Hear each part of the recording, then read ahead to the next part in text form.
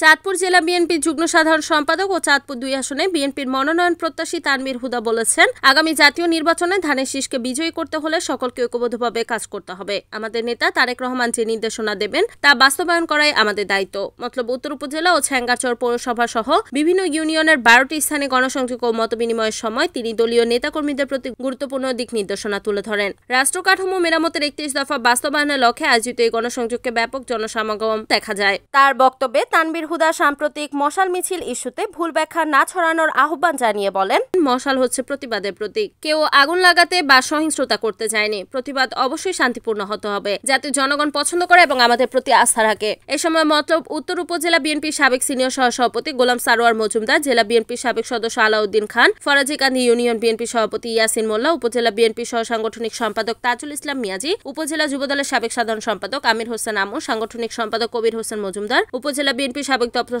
সম্পাদক মোবারক হোসেন, জেলা মৎস্যজীবী দলের সহসভাপতি শহীদুল ইসলাম মোল্লা, ছ্যাঙ্গারচর পৌর বিএনপি সিনিয়র যুগ্ম সাধারণ সম্পাদক বিল্লাল ফরাজি, উপজেলা ছাত্র দলের সাবেক আহ্বায়ক মানিক ফরাজি সহ বিএনপি ও সহযোগী অঙ্গ সংগঠনের নেতৃবৃন্দ উপস্থিত ছিলেন। গণসংযোগ শেষে তানভীর হুদা সকল নেতাকর্মী, সমর্থক ও সাধারণ জনগণের প্রতি কৃতজ্ঞতা প্রকাশ করে বলেন, আপনাদের ভালোবাসায় আমার শক্তি।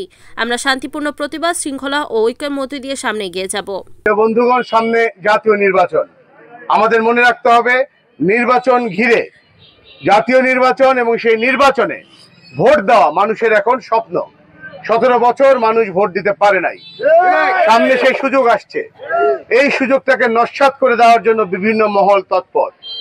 আপনাদেরকে অত্যন্ত সতর্ক থাকতে হবে, জনগণকে সাথে নিয়ে ঐক্যবদ্ধ থাকতে হবে। তাহলেই মানুষ তাদের কাঙ্ক্ষিত সেই ভোটের অধিকার এই ফেব্রুয়ারি মাসে প্রয়োগ করতে পারবে।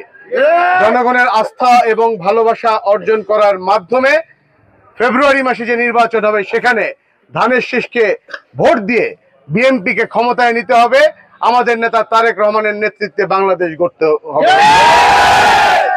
আপনারা জানেন, বিএনপির সম্ভাব্য প্রার্থী তালিকা ঘোষণা করা হয়েছে এবং এর পাশাপাশি বলা হয়েছে যে এটা চূড়ান্ত নয়। বারবার বলা হচ্ছে, দল থেকেই সুযোগ দিয়েছে অনেক আসনে যেই সম্ভাব্য প্রার্থী, এই শব্দ আগে শুনি নাই দেখে মনে থাকে না অনেক সময়, সম্ভাব্য প্রার্থী পরিবর্তন করা হবে।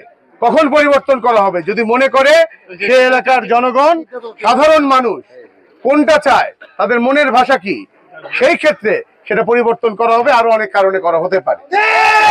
সুতরাং আমরা মাঠে আছি বিএনপির বার্তা নিয়ে, তারেক রহমান সাহেবের বার্তা নিয়ে। ধানের শীষের বাইরে কোনো কথা আমাদের মুখে নাই। সুতরাং এখানে অনেকে বিভ্রান্ত ছড়াতে পারে, সেই বিভ্রান্ততে আপনারা কান দিবেন না। আমরা দীর্ঘদিন মাঠে ছিলাম, রাজপথে ছিলাম, আপনারা জানেন, আপনাদেরকে সাথে নিয়েছিলাম। আওয়ামী লীগ আমলে অনেক ভয় ভীতি উপেক্ষা করে আমাদের নেতা কর্মীরা রাজপথে ছিল, চাঁদপুরে ছিল, কুমিল্লায় ছিল, মতলবে ছিল, ঢাকায় ছিল। সুতরাং দল যখন সুযোগ দিয়েছে চূড়ান্ত হওয়ার আগ পর্যন্ত, তা আমাদেরকে মাঠে থাকলে অনেকে অনেক কথা বলেন, তাদের সমস্যাটা কোথায় এটা আমি বুঝি না। আপনারা যদি আপনাদের প্রার্থী তালিকায় নাম এসে থাকে সম্ভাব্য হিসাবে, আপনারা আপনাদের কাজ করেন, ধানের শীষের পক্ষে ভোট চান, তারেক রহমানের বার্তা দেন, মানুষের আস্থা অর্জন করেন। আমরা তো সেই কাজটাই করছি, সেই কাজটাই করে যাচ্ছি। সুতরাং আমাদের মধ্যে সেই ঐক্য, সেই সহনশীলতা থাকতে হবে চূড়ান্ত মনোনয়নের আগ পর্যন্ত। Report Suman Ahmed, NN TV, Chandpur.